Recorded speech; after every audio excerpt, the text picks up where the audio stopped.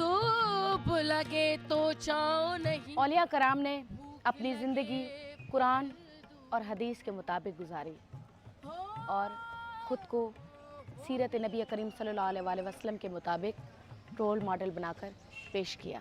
मन लागो यार फकीर में। और इन वलियों ने मोहब्बत और भाईचारे के साथ लोगों को अपनी तरफ मुतवज्जा किया और यही वजह है कि जहाँ पर बैठ गए वो जंगल जंगल ना रहा, एक शहर की सूरत में आ गया। उनमें से एक शहर उच्च शरीफ, जहाँ पर मैं आज मौजूद हूँ।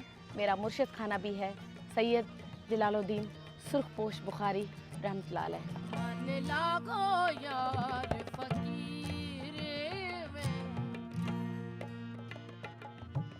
मन लागो यार। हज़रत जलालुद्दीन सुर्ख बुखारी 5 ज़िलहज 595 हिजरी को बुखारा के अंदर पैदा हुए, जो आज के दौर के उज़्बेकिस्तान के अंदर वाक़ है।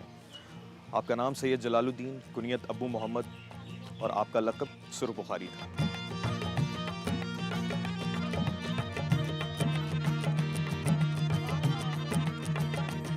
बुखारा के सादात घराने से आपका ताल्लुक़ था और बुखारा से हिजरत करते हुए, सैर व सयाहत करते हुए आप यहाँ तक आबाद हुए।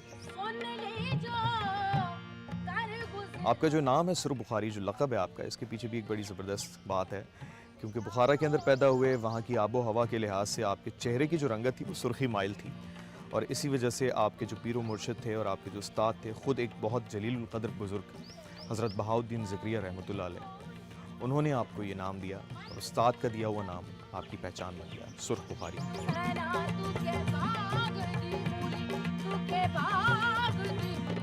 आपने तालीम और तरबियत बुखारा से हासिल की, क्योंकि उस वक़्त बुखारा एजुकेशन का मरकज़ था। आप तफसीर, हदीस और फ़िक़ह के बहुत बड़े आलिम थे और यही वजह थी कि आपके पास बड़े बड़े आलिम आते अपने मसाइल लेकर और फ़ौरन ही सरकार उसको सुलझा देते। आपके इल्म की रोशनी दूर दूर तक पहुंची और बहुत सारे लोग फैज़ पा गए और फैज़ पा रहे हैं। आप मुरीद हुए हज़रत बहाउद्दीन ज़करिया रहमतुल्लाह अलैह के और हिदायत का सिलसिला जारी हुआ। हज़रत सैयद जलालुद्दीन हैदर सुर्खपोश बुखारी हज़रत इमाम अली नकी की औलाद में से हैं और सरकार हज़रत इमाम अली नकी के बेटे हज़रत सैयद मोहम्मद और फिर उनके बेटे सैयद अहमद, सैयद महमूद, सैयद जाफ़र, सैयद अली अबू मवैयद, सैयद जलालुद्दीन हैदर, ये है आपका शिजरा। जी, हज़रत की औलादें बड़े सग़ीर पाक व हिंद में, बल्कि जापान और सम्राट तक सरकार की औलाद है। हज़रत सैयद जलालुद्दीन सुर्ख बुखारी पाक व हिंद के सादात बुखारी के जद अमजद थे, अपने दौर के एक बहुत बड़े वली कामिल थे और आपसे कलमा पढ़ के जनूबी पंजाब और सिंध के बेशतर कबाइल जो हैं वो इस्लाम का हिस्सा बने और उन कबाइल में बहुत सारे कबाइल हैं, वैसे तो चीदा कबाइल हैं, उसमें राजपूत, सयाल, मज़ारी, लगारी, चधड़, डाहर, वारन, सोमरो, सामा और कई बलूची कबाइल भी उसमें शामिल हैं। बहुत सारे लोग हैं जो आपके फैज़ से और आपके नाम पर इस्लाम कबूल किया उन्होंने।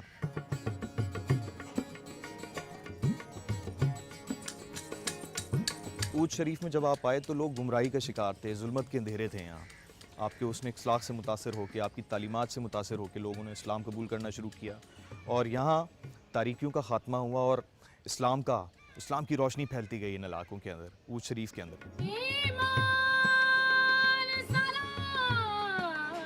और फिर एक ख़ास बात और भी थी कि आप जहाँ भी जाते थे एक दीनी इदारा ज़रूर कायम करते थे ताकि इस्लाम का ज़िक्र होता रहे, कुरान और हदीस की सदाएँ बुलंद होती रहें।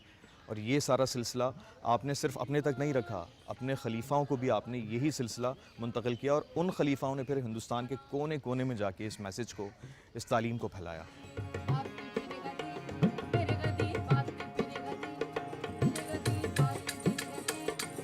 सुभान अल्लाह। अब मैं जहाँ पर खड़ी हूँ वो आपकी दरगाह के साथ एक बहुत बड़ी मस्जिद, जहाँ पर रूहानियत है और कल्ब का सुकून है और सबसे बड़ी बात कि यहाँ पर बड़े बड़े वलियों ने अपने चिलागाह बनाए, जिसमें से हज़रत लाल शहबाज कलंदर रहमतुल्लाह अलैह और हज़रत बाबा फरीद रहमतुल्लाह अलैह, यहाँ पर उनकी चिल्लागाह है।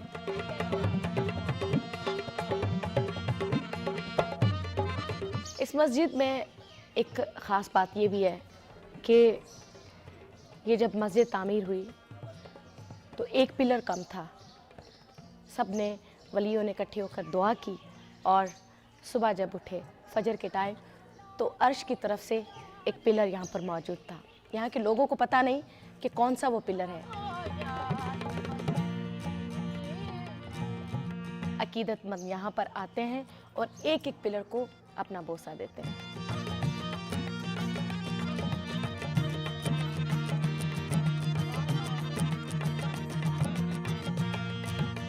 हज़रत का लक़ब शेर शाह जलाल भी है। तो आप जब बुखारा से हिंदुस्तान के लिए रवाना हुए तो पहला क़याम हज़रत अमीरुल मोमिनीन मौलाए कायनात हज़रत अली करमल्लाह वजह की बारगाह में पेश हुए, हाज़री दी वहाँ पर। पहला क़याम मदीना में किया, उसके बाद मक्का में हज अदा किया, फिर उनके बाद रवाना हुए जंग के लिए। बहुत सारे वलियों के साथ मुलाकात हुई, हाज़री देते हुए जंग पहुँचे, फिर उसके बाद बखर गए। आखिरी क़याम उनका मुल्तान।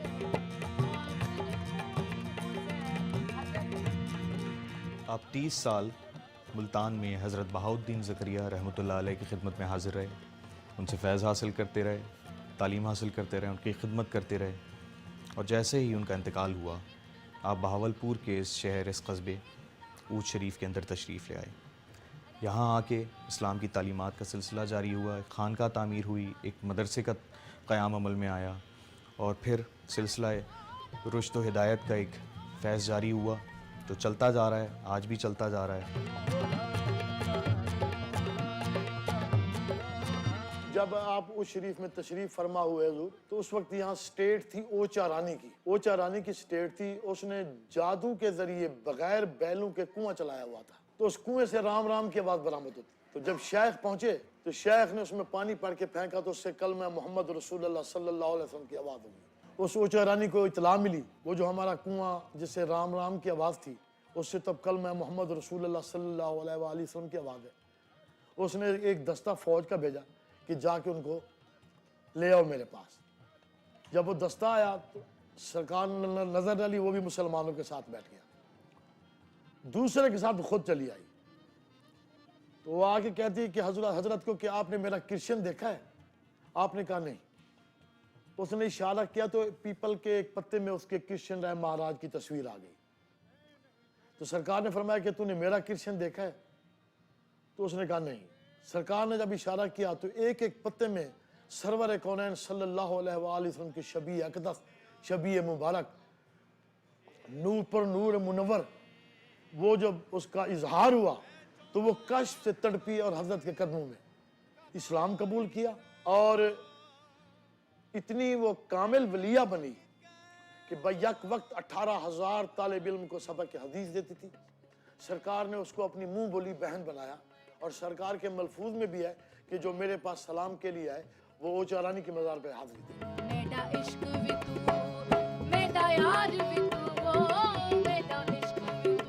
हम ज़ियारत मुकम्मल कर चुके हैं और बहुत अच्छा दिन का आगाज़ हुआ। सुबह सुबह हमने दिन का शुरुआत की, तो मैं सोच रहा था कि किस लेवल की डेडिकेशन होगी, किस लेवल का इश्क होगा कि हम अपने घर वालों से थोड़ी देर के लिए दूर होते हैं तो याद सताने लगती है और दिल घबराने लगता है। मैं सोच रहा था कौन इस तरह से अपना मुल्क छोड़ के, अपने सारे अजीज़ व अकारिब को छोड़ के, रिश्तेदारों को छोड़ के, उन लोगों से मोहब्बत में, उन लोगों के लिए जिनको वो जानता भी नहीं है, जिनसे कोई ताल्लुक नहीं है उसका, वो आ गया है एक अननोन इलाके के अंदर। आप इमेजिन, मैं और आप शायद इमेजिन भी नहीं कर सकते कि हम एक ऐसे इलाके में चले जाएं किसी दूसरे मुल्क के जहाँ हमें कोई नहीं जानता।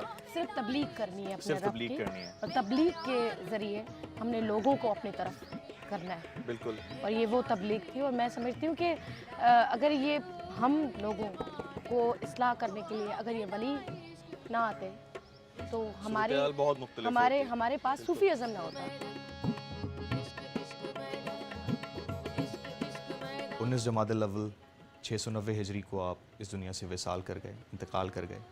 लेकिन आज भी आपके फैज़ का सिलसिला जारी है, मुरीदीन की आमद जारी है, लोग आ रहे हैं, फैज़ हासिल कर रहे हैं और इस्लाम उसी तरह से फैला चला जा रहा है। लोगों के दिलों में आज भी ज़िंदा हैं आपकी तालीमात। अली मौला मौला अली मौला मौला अली मौला अली मौला मौला